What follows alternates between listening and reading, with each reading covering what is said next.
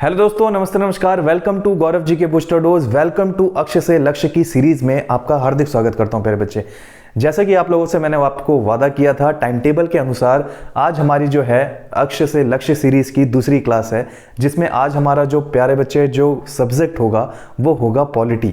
इस पॉलिटी के अंदर जो हमारा पहला चैप्टर भी होगा प्यारे बच्चे, वो होगा इंट्रोडक्शन ऑफ पॉलिटी, यानी आपका कह सकते हो सर राज्य व्यवस्था की परिचय।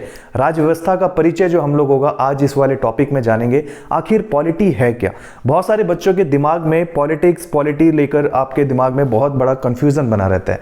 आज इसी चीज को हम लोग बेसिकली प्यारे बच्चे इस कंफ्यूजन को दूर करेंगे इस वीडियो के अंदर। आखिर होता क्या है पॉलिटी? कुछ लोग कहते हैं राजनीति होती है, राजनेता लोग जो घूमते रहते हैं एक दूसरे के ऊपर पॉलिटिक्स अपनाते हैं, दिस इज कॉल्ड राजनीति। उसी को हम पॉलिटिक्स बोल देते हैं। हमारे घर में भी चलती है, उसको भी हम लोग पॉलिटिक्स बोलते हैं। तो घर में भी चलती है, वो भी पॉलिटिक्स है। राजनेता जो करते हैं वो भी पॉलिटिक्स है। 2024 में इलेक्शन आ रहा है, वो भी पॉलिटिक्स है। प्रधानमंत्री खड़े हैं, पॉलिटिक्स है। हमारे राजनेता बैठे हैं, पॉलिटिक्स है। केंद्र के अरविंद केजरीवाल जेल चले गए, पॉलिटिक्स है। यानी बेसिकली हर एक चीज में पॉलिटिक्स है। खाना खाओ तो इसमें भी पॉलिटिक्स है। आज नमक जानबूझ के नहीं डाला होगा, मान के चलो बीवी ने अगर मान के चलो गुस्सा दिखा रही है तो पॉलिटिक्स है। 50 चीजें पापा मार रहे हैं खींच के, पॉलिटिक्स है। मतलब हर एक चीज में पॉलिटिक्स चल रही है। लेकिन आज हम लोग इसका रियल मायने समझेंगे, एक्चुअल में पॉलिटिक्स प्यारे बच्चे होती क्या है।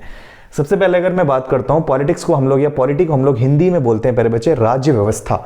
आखिर ये राज्य व्यवस्था होती क्या है? यानी किसी भी राज्य को चलाने वाली व्यवस्था को ही राज्य व्यवस्था कहते हैं। अब इस चीज को बड़े ध्यान से समझते हैं। आप लोगों से एक तरीके से उम्मीद रखता हूं कि आप लोग हिंदी पढ़ चुके होंगे प्यारे बच्चे। हिंदी में आप लोगों ने एक चैप्टर पढ़ा होगा संधि विच्छेद।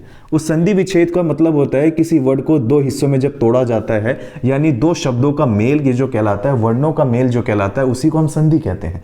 अब बेसिकली इसका हम विच्छेद करके लिखेंगे तो एक राज्य वर्ड बनेगा और एक बनेगा सर प्यारे बच्चे व्यवस्था। क्या बोलोगे? व्यवस्था। दो वर्ड्स निकल कर आते हैं, एक तो निकलता है राज्य और एक होता है व्यवस्था। राज्य की अगर हम बात करते हैं दिस इज कॉल्ड स्टेट। क्या बोलोगे प्यारे बच्चे? This is called state. इसे हम स्टेट कहते हैं। व्यवस्था को हम लोग बोलते हैं प्यारे बच्चे इंग्लिश में रूलिंग।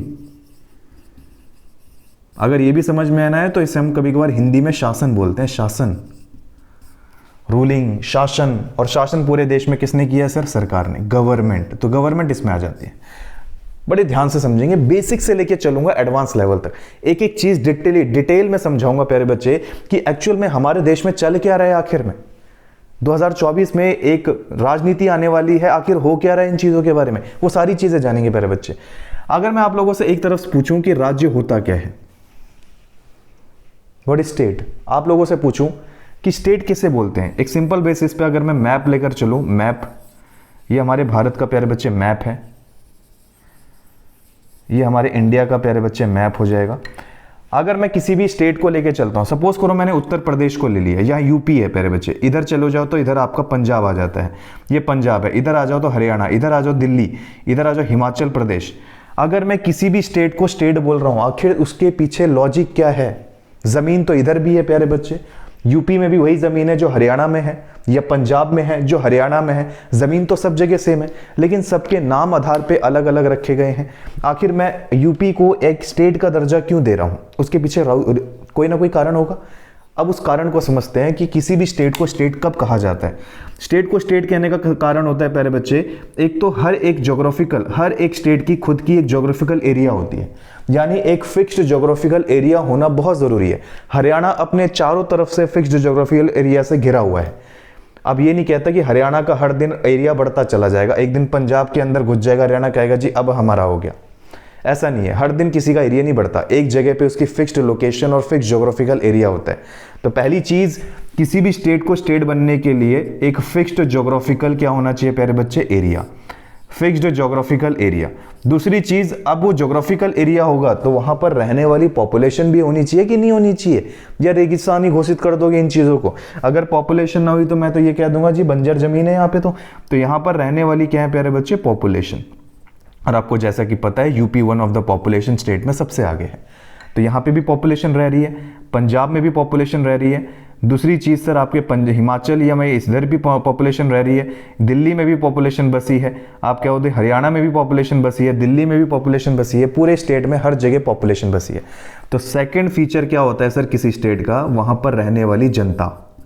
जनता होगी तभी तो राज्य चलेगा। अब एक बात बताओ, जनता को छोड़ दोगे ऐसे ही तो ये तो मारपीट देंगे, और यूपी के अंदर तो वैसी मारपीट देंगे, क्योंकि यहाँ तो हिंदू मुस्लिम और चलता है, और हिंदू मुस्लिम में तो वैसे ही नहीं बनती। आप लोग देखोगे तो किसी ना किसी बात को लेके मुद्दा बना के रखते हैं। जनरल तौर पे आप देखो तो अभी राम मंदिर सुलझा हुआ है। अगर मान के चलो राम मंदिर अगर बेसिकली जनता के हाथ में सौंप दिया जाता कि भाई तुम्हारे हिसाब से चलेगा, तुम जो बोलोगे उस हिसाब से हम लोग राम मंदिर बनाएंगे, और सरकार ना होती, योगी आदित्यनाथ मान के चलो कुछ समय के लिए यहाँ पे ना होते, भूल जाओ यहाँ पे कोई सरकार है यूपी के अंदर, भूल जाओ, नहीं है कोई सरकार, तो यहाँ पर हिंदू और मुस्लिम में राम मंदिर के लिए झगड़ा हो जाता, एक दूसरे को मार काट देते, क्योंकि रूल एंड रेगुलेशन ही नहीं होता। देश में कानून, लॉ, रूल एंड रेगुलेशन इसलिए बनाए गए ताकि जनता को उनके गलत काम के लिए सजा दी जा सके। कोई भी ऐसा काम करेगा सीधा फांसी और सीधा ऑन द स्पॉट गोली, या तो सीधा क्या हो जाएगी, जेल। तो इसी वजह से सरकार से क्या करती है सर, हर कोई जनता डरती रहती है, इसीलिए कोई गलत काम नहीं कर सकती। इसीलिए जनता जो होती है प्यारे बच्चे, इनके ऊपर किसी ना किसी एक बंदे का कंट्रोल होना बहुत जरूरी है, वरना ये तो हिंसक बन जाएंगे, खुले सांड बन जाएंगे हर कोई इंसान। तो इसीलिए खुले सांड होने से बचाने के लिए यहां पर कौन होनी चाहिए प्यारे बच्चे, इन सब के सरकार, इनके ऊपर बैठी है, इनकी क्या, फैमिली के मेंबर, सरकार बैठी है। सरकार जब तक कुछ नहीं बोल पाएगी तब तक ये कुछ नहीं कर सकते। और तीसरी चीज, चौथी चीज, सबसे बड़ी चीज क्या होती है प्यारे बच्चे, fixed geographical area, population, government. और एक बात और, गवर्नमेंट ऐसी ना हो कि बाद में पता लगा हिंसा किया, कह सकते हो जनता इतनी भड़क गई कि सरकार डरने लग गई। सरकार कहती है हरियाणा गवर्नमेंट को बुलाओ, वही सुलझा सकती है, मतलब खुद को नहीं सुलझा पा रही, दूसरी सरकार से मदद मांग रही हो। ऐसी कंडीशन कभी पैदा नहीं होनी चाहिए।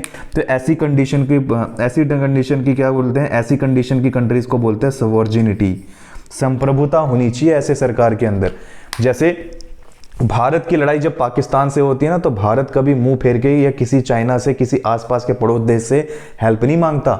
इसके पास इतने बलबूती है, इतनी आर्मी है इसके पास ना, कि अकेले भून के रख देगा किसको, पाकिस्तान को। पाकिस्तान तो वैसे ही डॉगी जैसा दिखाई देता है, तो इसको तो वैसे ही भून के रख देगा। तो जनरल तौर पे अगर आप भारत को देखो, भारत तो चाइना से जब भिड़ जाता है ना, तब ये किसी से मदद नहीं मांगता। तो ऐसे देश की सरकार को हम लोग सवर्जिनिटी कहते हैं, कि बुरे वक्त में भी ये किसी की मदद ना ले। ऐसे देश को विकसित और सवर्जिनिटी देश कहा जाता है, यानी कि संप्रभु, खुद पे डिपेंडेंट होकर अपने देश को कैसे चलाना है वो खुद ऐसी मुसीबत में जान सकता है। ऐसी कंट्री को, ऐसे कंडीशंस को, दिस इज कॉल्ड स्टेट का नाम दिया जाता है। प्यारे बच्चे, किसी स्टेट को आप स्टेट से तुलना मत करो।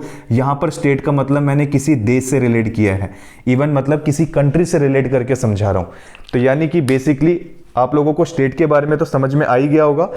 किसी भी स्टेट को तभी कहा जाता है स्टेट जब उसका फिक्स्ड ज्योग्राफिकल एरिया होना चाहिए। अपने इंडिया का फिक्स्ड ज्योग्राफिकल एरिया है, यहाँ पर रहने वाली पूरे भारत में क्या है प्यारे बच्चे, पॉपुलेशन है। पूरे पॉपुलेशन को कंट्रोल करने के लिए भारत में मोदी साहब बैठे हैं, यानी कि उनकी खुद की सेंट्रल गवर्नमेंट है। और मोदी साहब जी चाहें तो 2 मिनट के अंदर किसी को भी अंदर करवा सकते हैं, क्योंकि उनके पास पावर भी है। जब अगर मान के चलो उन्होंने अच्छा दिन बोला है, भली बुरे दिन लेकर आ गए हों, लेकिन क्या है, किसी की हिम्मत है उल्टा बोल दे उनको कि भाई तुमने तो अच्छे दिन बोले थे, हमारे बुरे दिन चल रहे हैं, नहीं बोल सकते। क्यों? अगले के पास सवर्जिनिटी पावर है। देश के अंदर आप इंटरनेशनल रिलेशन देखो किसने अच्छे मेंटेन कर रखे हैं। अगर मान के चलो भारत में पाकिस्तान ने भी अगर गलती से आंख दिखाने की कोशिश करी, 2 मिनट में भून के रख देगी, इतनी पावर है हमारे देश के पास। तो इसीलिए ऐसे देश को सवर्जिनिटी कहते हैं। यानी कि बेसिक सी चीज बता दी मैंने आपको, किसी राज्य को राज्य तब कहा जाता है जब ये 4 कंडीशन फुलफिल होती है। अब एक चीज और आपको एग्जाम्पल से समझाता हूं, देखो ध्यान से प्यारे बच्चे। एक घर है ये, ठीक है, एक घर है ये, एक घर इधर भी बना देता हूं, समझना इस चीज को। इस घर में ना 4 मेंबर्स रहते हैं। एक रहता है राम, मोहन, सोहन। इधर भी रहता है राम, मोहन, सोहन। लेकिन राम, मोहन, सोहन के ना ऊपर जो बैठे हुए हैं, इनके एक मम्मी हैं और इन्हीं के एक पापा जी हैं। जब तक मम्मी पापा रहते हैं ना, इनकी हिम्मत नहीं है कि अपनी मर्जी से घर से बाहर निकल जाए। ठीक है जी, अपनी मर्जी से घर से बाहर निकल जाए, इनकी हिम्मत भी नहीं है।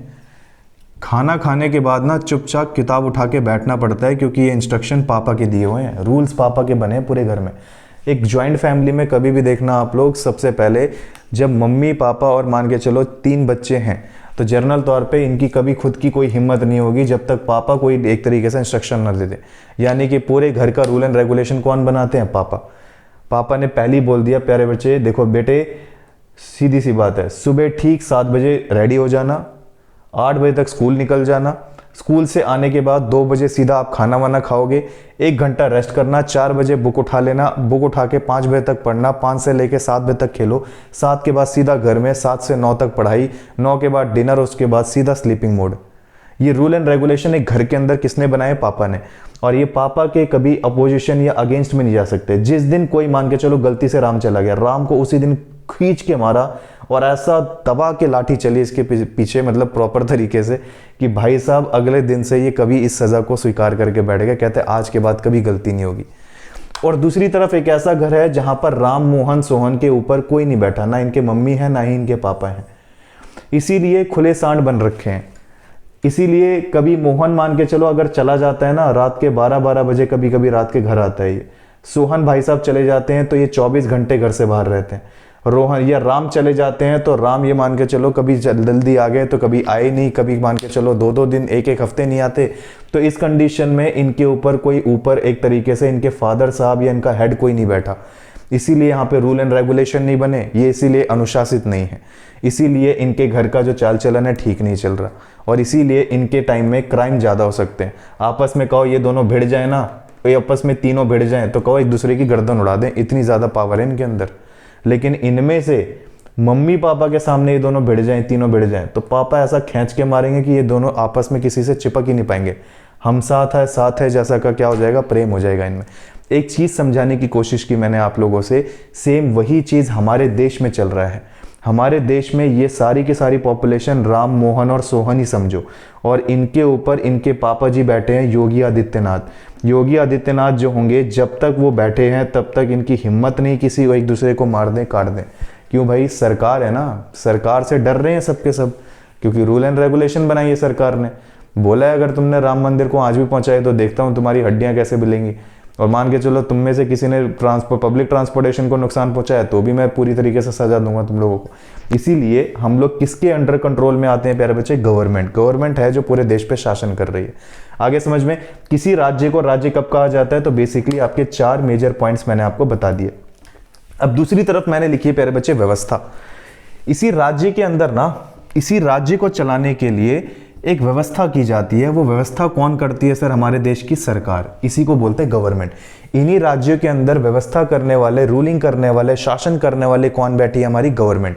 गवर्नमेंट से पहले ये तो कब बैठी है सर? ये बैठी है प्यारे बच्चे 1950 से लेके आज प्रेजेंट तक हमारी कौन चला रही है सर? देश को पूरी तरीके से गवर्नमेंट चला रही है। लेकिन 1950 से पीछे चला जाऊं मैं, कब सर? 16वीं शताब्दी तक, 1600 से लेकर 1950 तक पूरे देश को चलाया ब्रिटिशर्स ने।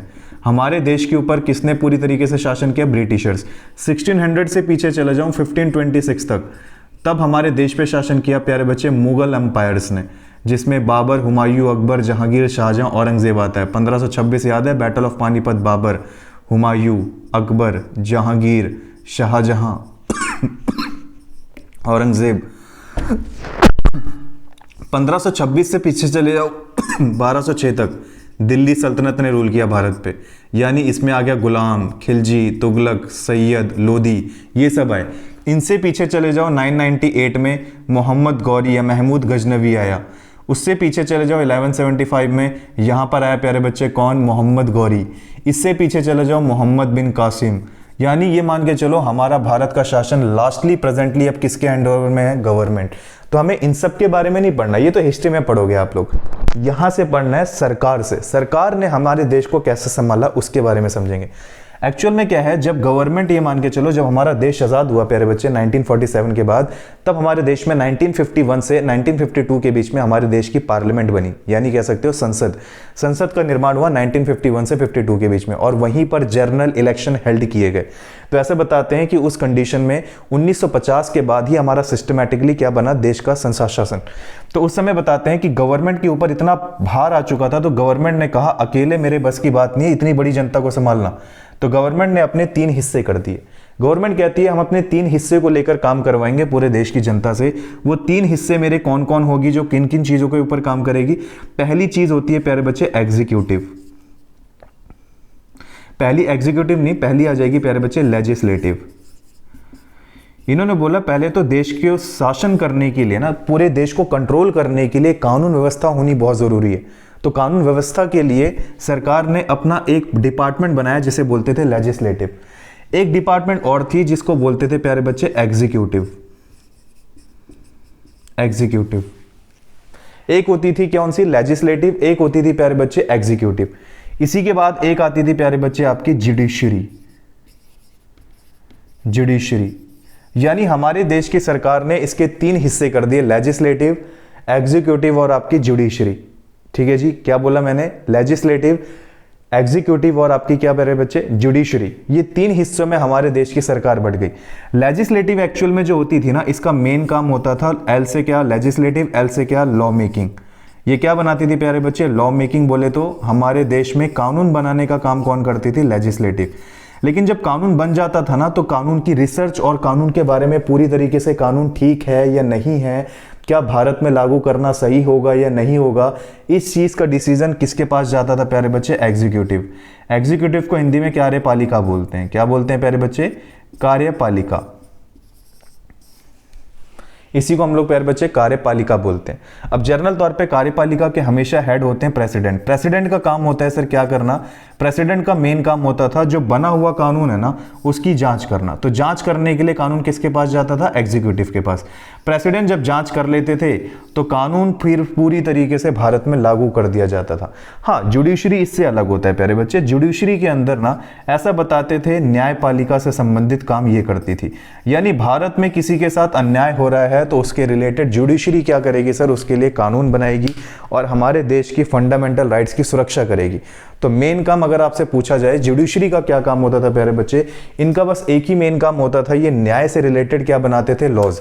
न्याय से रिलेटेड लॉज कौन बनाती थी, एक सुप्रीम कोर्ट बनाती थी, आपकी हाई कोर्ट बनाती थी, एक आपकी डिस्ट्रिक्ट कोर्ट्स बनाती थी। बेसिकली इंडिया में हमारे बेसिक 3 हमारे क्या है मेन कोर्ट्स हैं, supreme court, high court as well as प्यारे बच्चे डिस्ट्रिक्ट कोर्ट। तो मैंने बताया हमारे देश की सरकार को 3 हिस्सों में डिवाइड किया गया, लेजिस्लेटिव, एग्जीक्यूटिव और प्यारे बच्चे जुडिशरी के अंदर।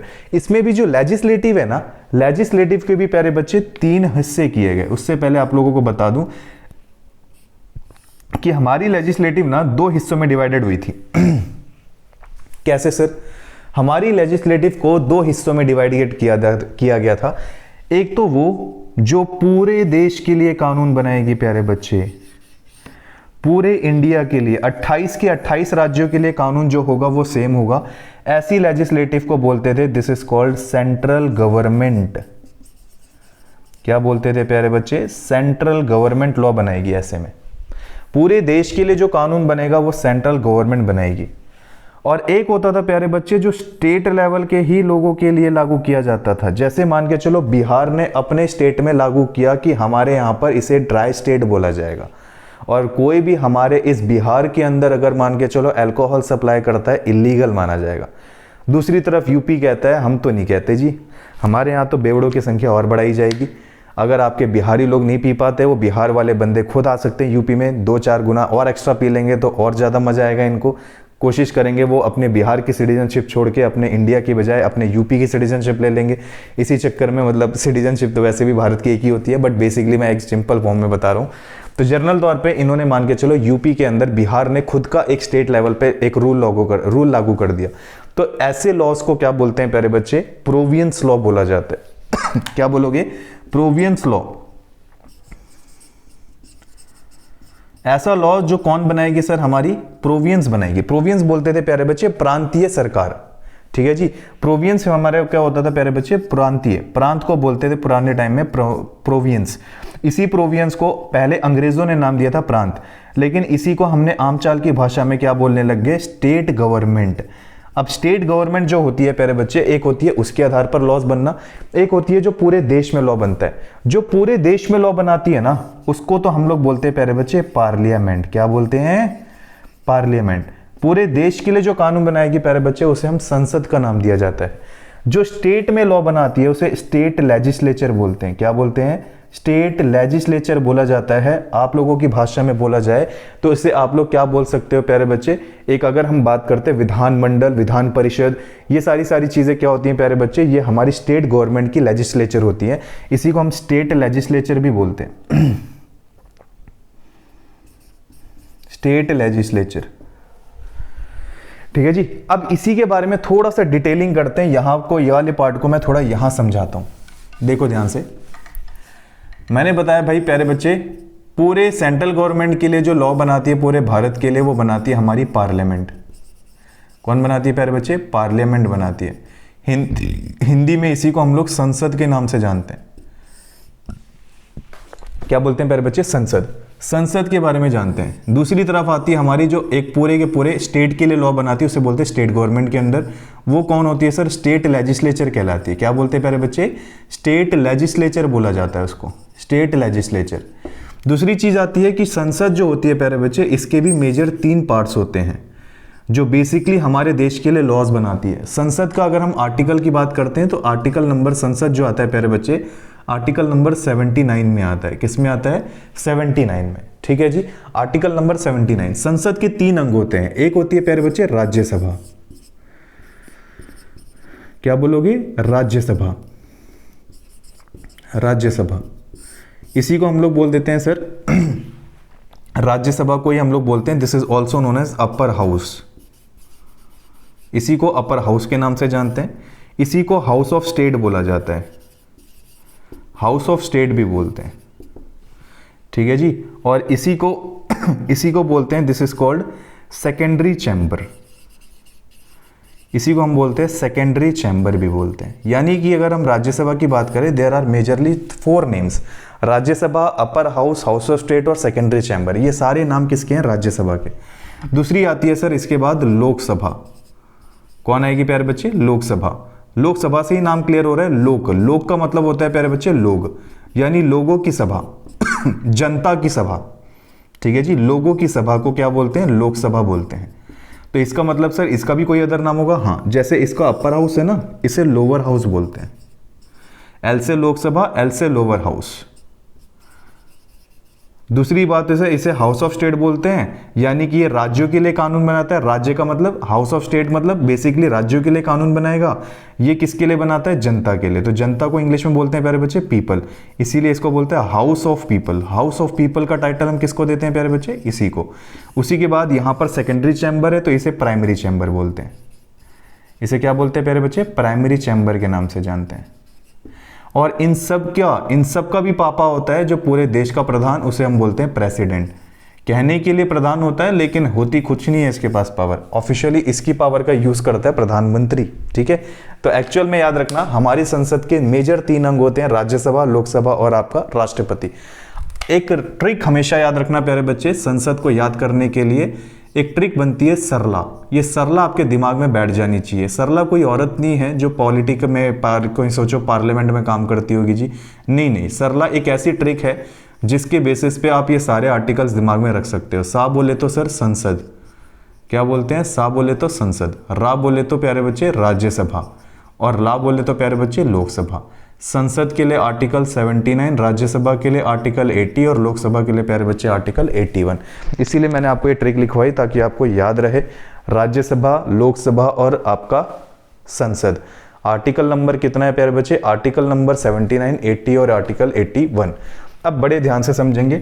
यहां पर अगर मैं बात करता हूं 79, इसके लिए आर्टिकल 80, इसके लिए आर्टिकल 81। राष्ट्रपति के लिए आर्टिकल प्यारे बच्चे 52 से लेके प्यारे बच्चे 61 तक आर्टिकल रहता है। 52 से लेके 61 तक आर्टिकल राष्ट्रपति के लिए रहेगा। अब आता है यहां पर बात करते हैं इसके बारे में थोड़ा सा देखो प्यारे बच्चे, इसके अंदर ना एक बात लिखी आ रही है लोअर हाउस, और इसे बोलते हैं प्यारे बच्चे अपर हाउस। आखिर ऐसा क्या कारण है कि सर इसे हम एक तरफ तो लोअर हाउस बोल रहे हैं और इसको अपर हाउस बोल रहे हैं? चलो ये बात हमें समझ में आ गई, लोकसभा लोअर हाउस है या अपर हाउस है। लेकिन ये बात समझ में नहीं आई कि जो चीज़ लोअर है तो उसे सेकेंडरी होना चाहिए था, लेकिन आपने यहाँ पे लोअर हाउस लिखा है। एक तो नीचे गिरा रहे हो इस हाउस को, ऊपर से प्राइमरी चैम्बर बताते हो। इसको बोलते हो आप लोग अपर हाउस, दूसरी चीज इसको ऊपर उठा रहे हो लेकिन इसको बोलते हो सेकेंडरी चैम्बर। अगर ये अपर हाउस है तो इसे बोलो ना प्राइमरी चैम्बर, ये लोअर हाउस है तो इसे सेकेंडरी चैम्बर बोलना चाहिए था। आखिर ऐसा भेदभाव क्यों? तो याद रखना ऐसा क्यों बोलते हैं। ऐसा इसलिए बोला जाता है प्यारे बच्चे, जो राज्यसभा होती है ना, इसे हम लोग पहले एक रीजन बता देता हूँ, इसे अपर हाउस क्यों बोलते हैं और इसे लोअर हाउस क्यों बोलते हैं। फिर ये बताऊंगा इसे सेकेंडरी चैम्बर, इसे प्राइमरी चैम्बर क्यों बोलते हैं। पहले अपर हाउस के बारे में बताता हूँ। ये अपर हाउस क्यों बोली जाती है, इसका कारण होता है प्यारे बच्चे, राज्यसभा में ना टोटल अगर हम बात करते हैं सीट्स की तो इसमें 250 सीट्स होती हैं, 250 सीट्स। राज्यसभा के पास टोटल सीट्स कितनी होती है? 250। जब ये पार्लियामेंट बनी थी तब टोटल 250 सीट्स होती थी, अब 245 है, पहले 250 सीट्स होती थी। ये 245 सीट्स के अंदर से ना ऐसा बताते थे प्यारे बच्चे 238 मेंबर जो होते थे ना ये आपके राज्य से आते थे, और 12 मेंबर आपको पता है प्यारे बच्चे राष्ट्रपति मनोनीत करते थे। राष्ट्रपति क्या करते हैं? मनोनीत बोलते हैं प्यारे बच्चे, आप ये कह सकते हो आप लोग। इनको क्या किया जाता था? राष्ट्रपति अपनी मर्जी से चुनता था। तो ये 12 मेंबर जो होते थे ना, राष्ट्रपति कैसे किस बेसिस पे चुनता था? तो उसके चुनने के 3-4 मेजर कैटेगरीज थी। पहली कैटेगरी ये होती थी कि उसके पास एक स्किल, या कह सकते हो वो एक बहुत अच्छा लिटरेचर लिखने वाला बंदा होना चाहिए, यानी बहुत बढ़िया साहित्य लिखता हो, ऐसा साहित्य लिखता हो तो पूरे देश में माना जाने वाला हो।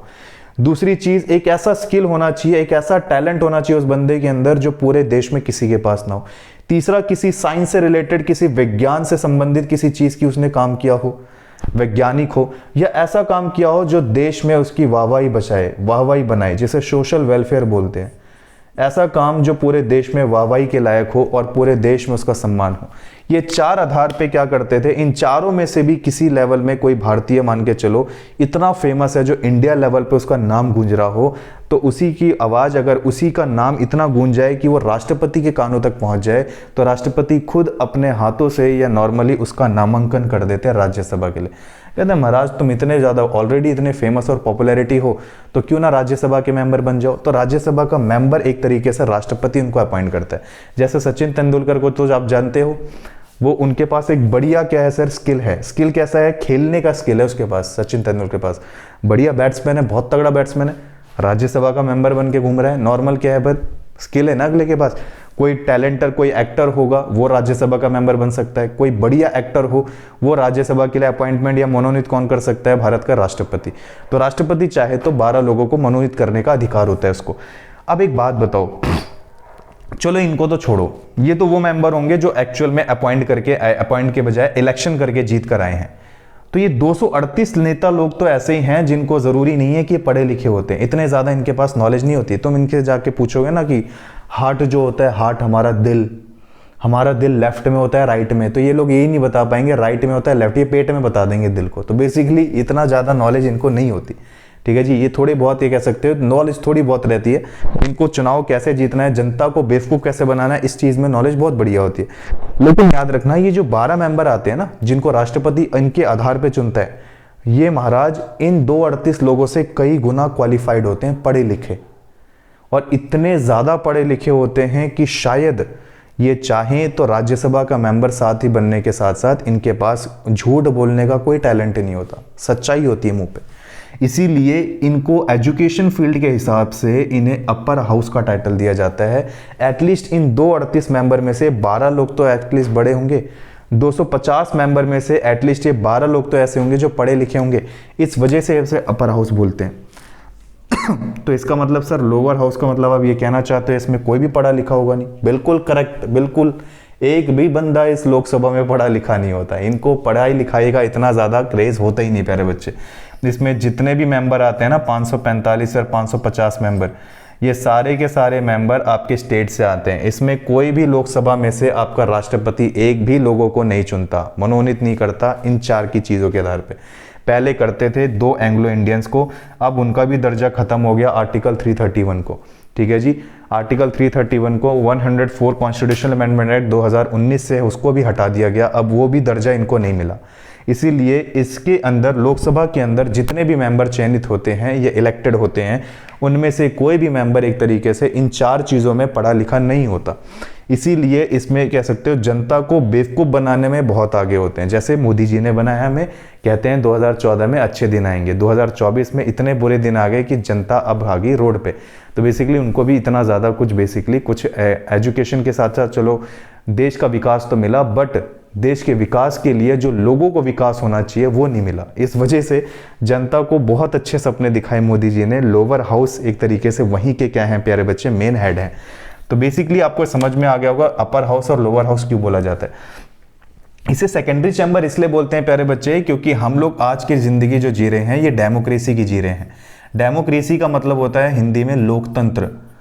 अब लोकतंत्र का मतलब आप अच्छे से समझ गए होंगे। लोक का मतलब बताया था मैंने, लोक का मतलब होता है प्यारे बच्चे पीपल यानी कि लोग, और तंत्र का मतलब होता है शासन। आज का जमाना यह है जहां पर लोगों का शासन चलता है, और लोगों की आवाज, जनता की आवाज जो पहुंचाता है वो राज्यसभा पहुंचाती है, लोकसभा पहुंचाती है। आप बोलोगे सर लोकसभा पहुंचाती है, इसीलिए जनता की आवाज को पहुंचाने का काम राष्ट्रपति तक का लोकसभा का होता है, इसीलिए हम इसको प्रायोरिटी के तौर पे प्राइमरी चैम्बर नाम देते हैं। राज्यसभा अगर पहुंचाती जनता की आवाज राष्ट्रपति तक, इसे प्राइमरी दे देते, लेकिन ये राज्यों की आवाज पहुंचाती है, जनता की नहीं, इसीलिए हम राज्यसभा को सेकेंडरी चैम्बर बोलते हैं। एक चीज क्लियर होगी सभी को? कोई दिक्कत एक बार बता दो प्यारे बच्चे, थम्स अप करके, कोई दिक्कत नहीं, आगे बढ़े। चलो आगे बढ़ते हैं प्यारे बच्चे। राज्यसभा लोकसभा के बारे में एक क्लैरिफिकेशन तो हो गई होगी। तो ये चीजें मैंने आप लोगों को आज की वीडियो के अंदर बेसिक सा कंसेप्ट बताया कि एक्चुअल में लोकसभा राज्यसभा होती क्या है और किस बेसिस पे काम करती है। आगे बढ़े। चलिए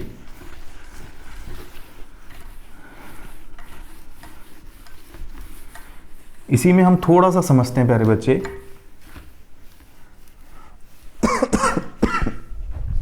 थोड़ा सा समझते हैं संसद के काम को, फिर आगे बताऊंगा आगे की चीज क्या होती है।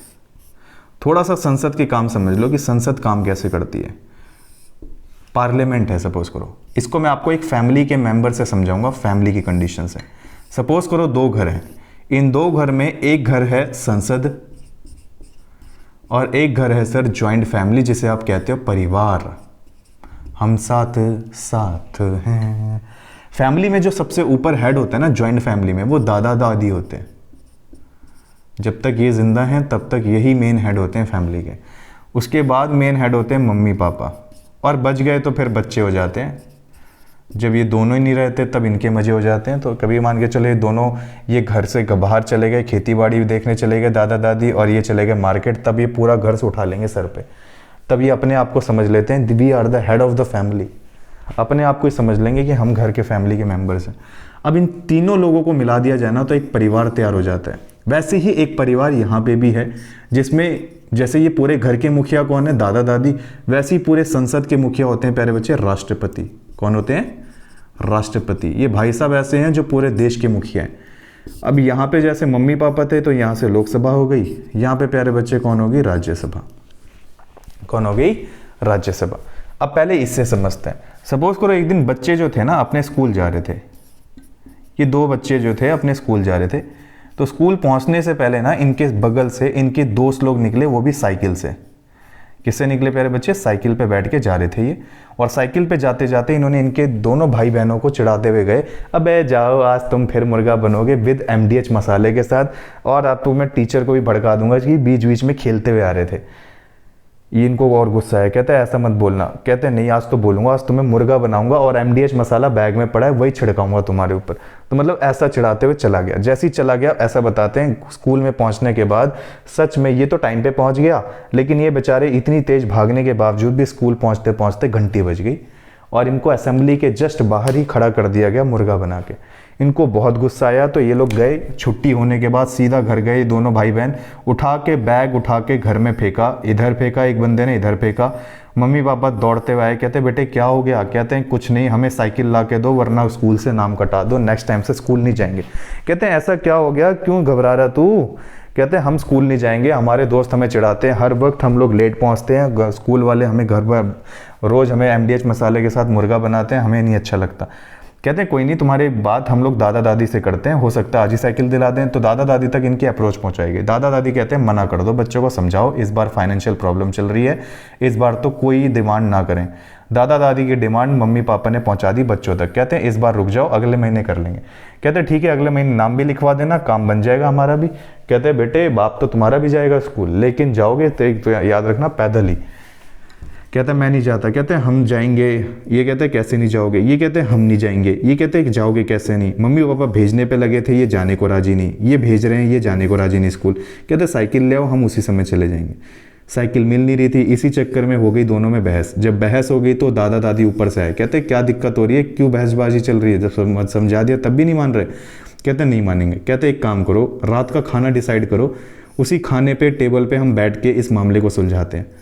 तो पुराने टाइम में ना इस मामले को सुलझाया जाता है खाने की टेबल पे। वही मामला हमारे देश की संसद भी करती है।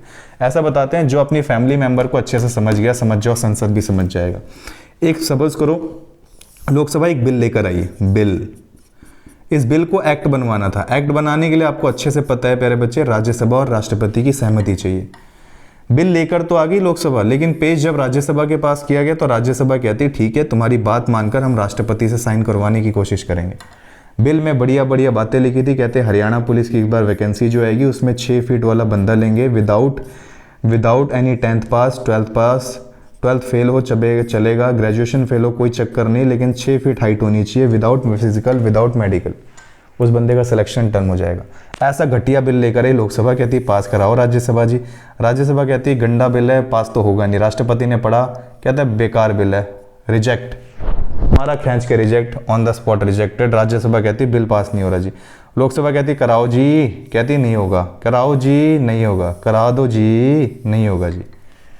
आपस में बहसबाजी हुई, राष्ट्रपति को भनक लगी। राष्ट्रपति क्या हल्ला मचा रखा है, जैसे दादा दादी आ गए, क्या हल्ला मचा रखा है। कहते क्या हल्ला मचा रखा है, कहते कुछ नहीं जी, वो बिल के लिए लड़ रहे हैं। कहते एक काम करो, आर्टिकल 108 यूज़ करो और ज्वाइंट सेशन बुलाओ।